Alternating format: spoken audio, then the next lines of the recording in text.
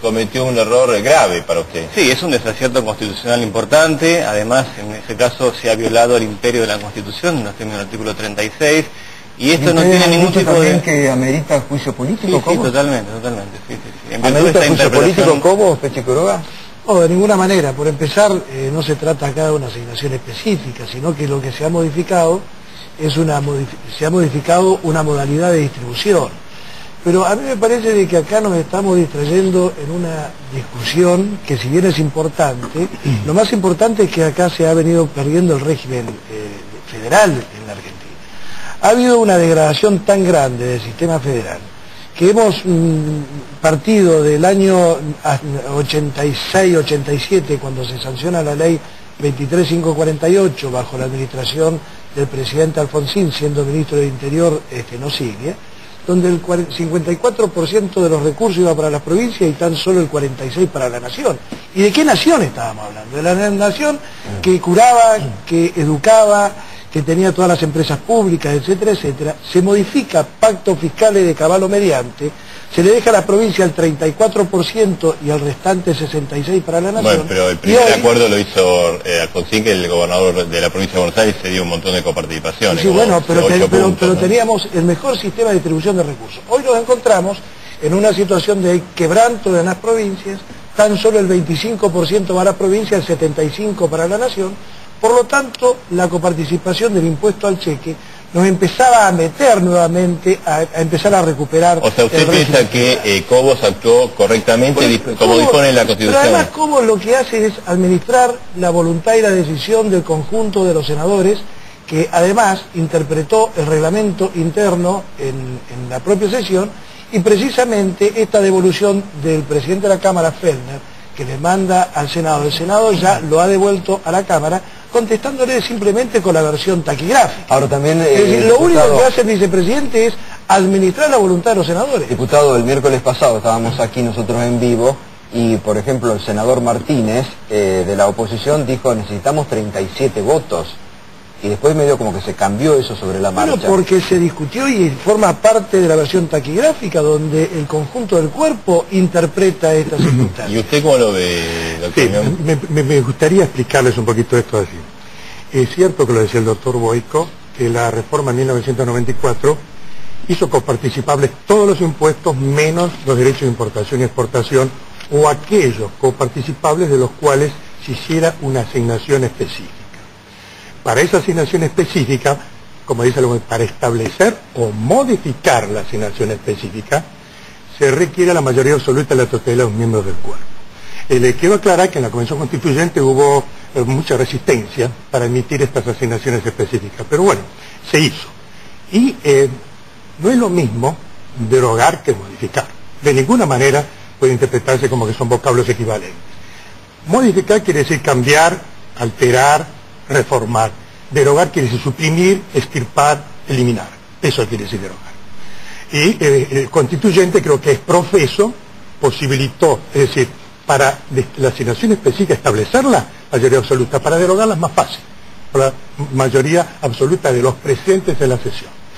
Aclarado este aspecto, vamos a decir que en marzo del 2001 se sanciona la ley 25.413, por la cual se crea el impuesto al impuesto conocido por impuesto al cheque. Y allí se hace una asignación específica.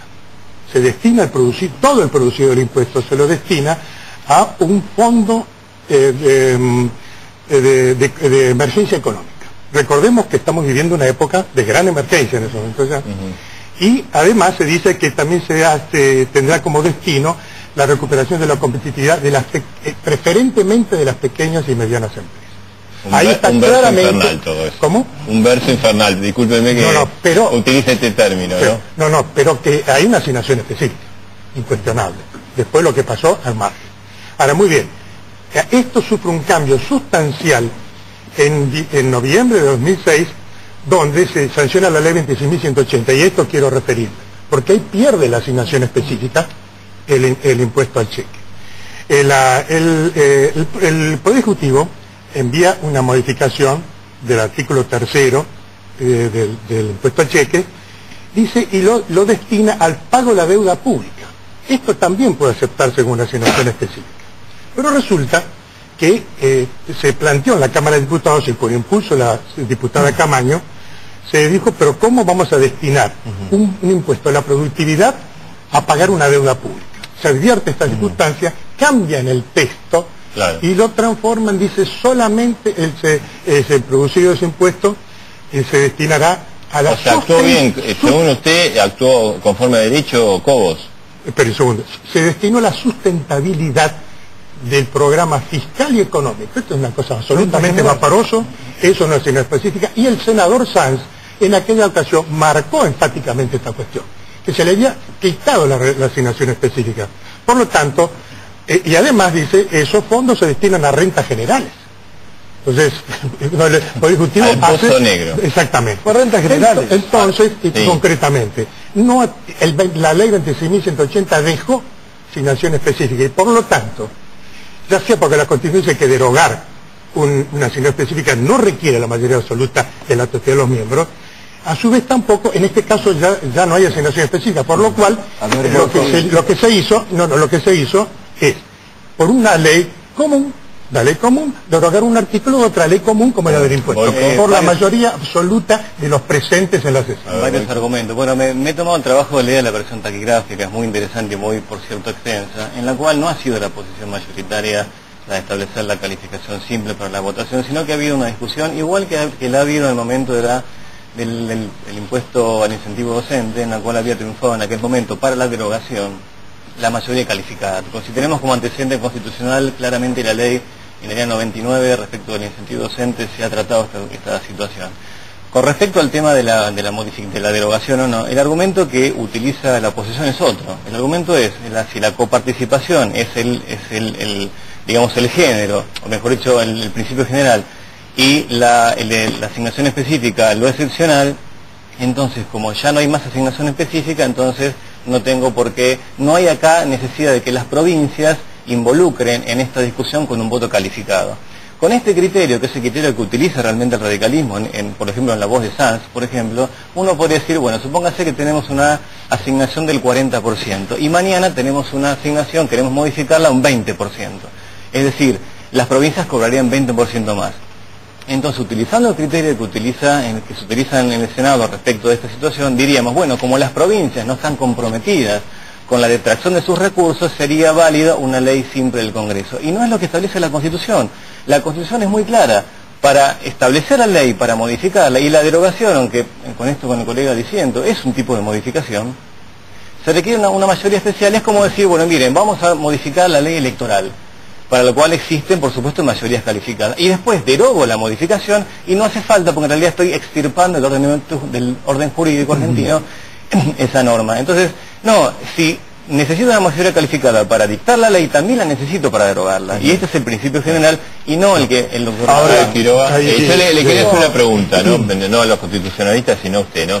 Porque me parece bárbaro. Ahora, si el impuesto al cheque es un impuesto totalmente distorsivo, que cobran por poner la plata de un banco y sacarla de un banco. Era de emergencia, en el 2001, era creo que entró en abril, vigencia hasta fin de año, y ahora estamos en el 2010. ¿No sería más lógico derogarlo? Bueno, o sea, que el Parlamento, porque yo me temo esto, que cuando se coparticipe no se deroga más este impuesto. Pero yo estoy de acuerdo con ese criterio, pero mientras exista hay que coparticiparlo.